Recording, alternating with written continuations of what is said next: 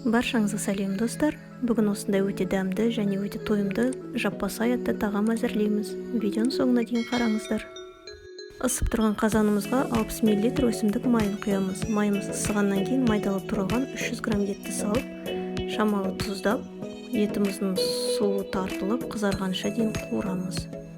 Етіміз толық қуырылғанша дейін біз нанымызды илеуге кірісеміз. Нан илеу үшін бізге ұн, жұмыртқа, су және тұз қажет болады. Нанымызды өте қаттығып илеу керек.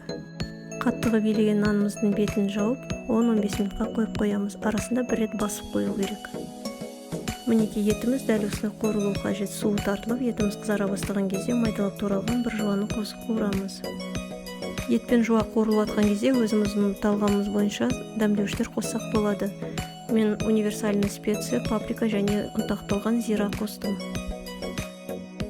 1-2 минут қуырылғаннан кейін майдалап туралған бір болгар бұршын қосып қуырамыз.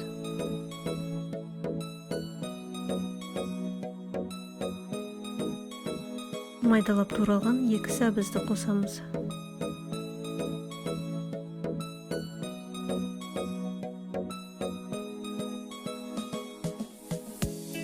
Өз қалауыңыз бойынша кинза немесе петрушка қосса болады.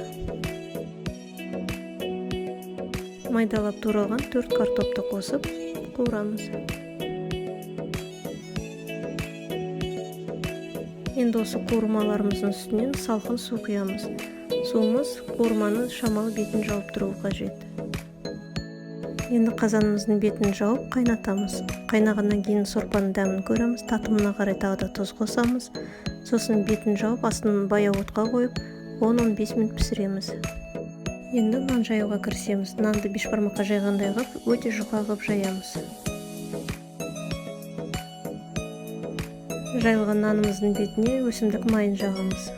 Өсімдік майын қолмен немесе ұста кестішқан көмегімен жақса болады. Толықтай барлық жеріне жағып шығу қажет. Майды қамырға жағып болғаннан кейін қамырды пышақпен немесе осындай қамыр кесетін құралдың көмегімен төртбұрыштап майдалап кесеміз.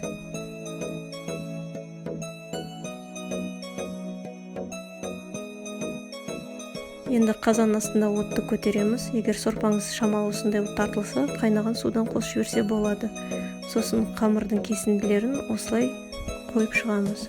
Қамырдың кесінділерінің барлығын салып болғаннан кейін оттың астын орташа деңгейге қойып, бетін жауып, жарты сағат пісіреміз. Мінекей достар, біздің жаппасай атты өте тойымды және дәмді тағамымыз пісті. Енді дайын болған тағамды дастарханға тарту үшін осылай бірінші нанын түсіреміз. Нанын осылай ортасынан бүктеп әдемілеп қойып шықса болады, немесе бешбармаққа түсіргендей, сөйтіп нанын тез-тез біріншісіне бірін түсіріп қоя салса да болады. Барлығын түсіргеннен кейін подливамызды жақсылап араластырып аламыз да осылай дәл ортасына қоямыз. Дайын болған тағамымыздың үстіне ас-көк себеміз. Астарыңыз дәмді болсын. Достар, егер сіздерге видео рецепті ұнаса, лайк басуды, каналыма тіркелуді және басқа да әлеуметтік желіде достарыңызбен бөлісуді ұмытпаңыздар.